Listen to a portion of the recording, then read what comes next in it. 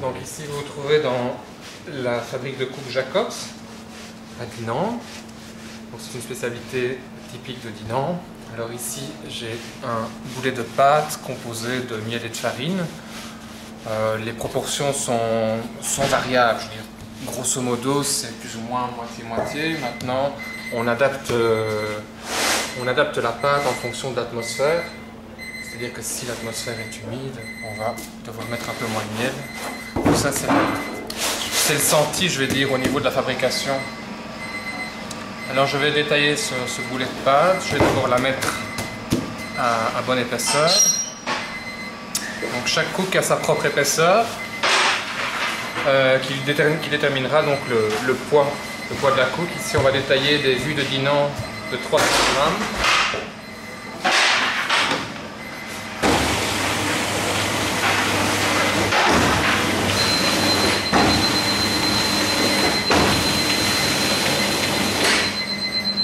Très important de toujours bien fariner parce que c'est une pâte excessivement ferme mais collante.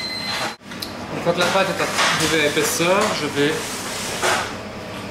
couper des formes grâce à un emporte-pièce.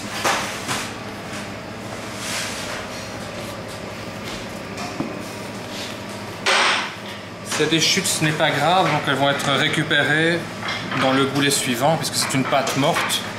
Donc, comme je vous l'ai dit, exclusivement composée de miel et de farine, il n'y a pas de levain, pas de levure. Donc ça ne pose aucun problème de récupérer la pâte pour en faire un boulet ultérieurement. Une fois coupé, je vais disposer les formes sur le marbre, la table derrière moi.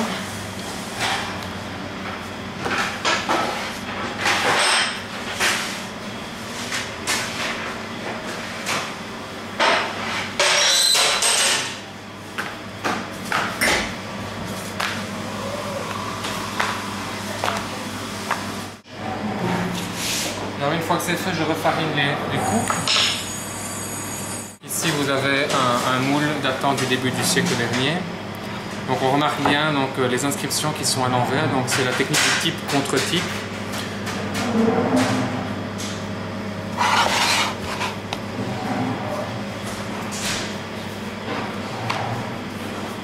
Donc il faut qu'il y ait un peu de farine mais pas trop de farine parce que si je mets trop de farine, quand je vais brosser la coupe une fois qu'elle sera imprimée, ce sera la farine qui sera imprimée et après avoir brossé, il ne restera plus rien.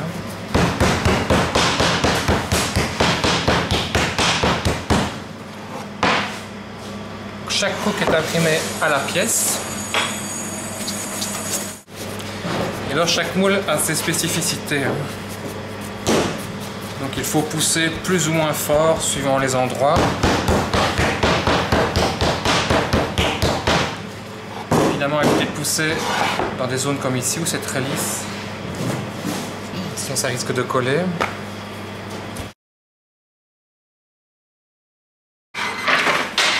Donc ici, je vais enfourner la platine de coupe.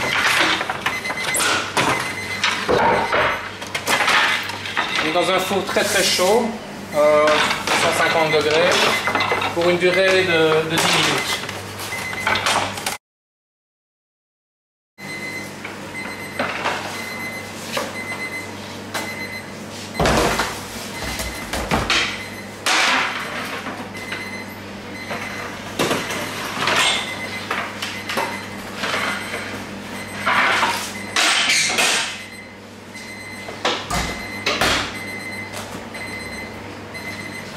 Maintenant, je vais passer un peu d'eau sur les cooks.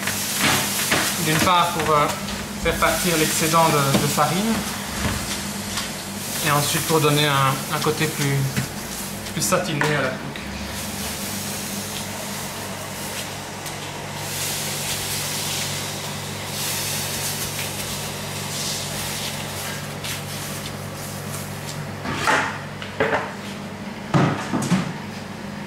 Les cooks, une fois cuites, vont être entreposées, mises à refroidir. Excusez-moi.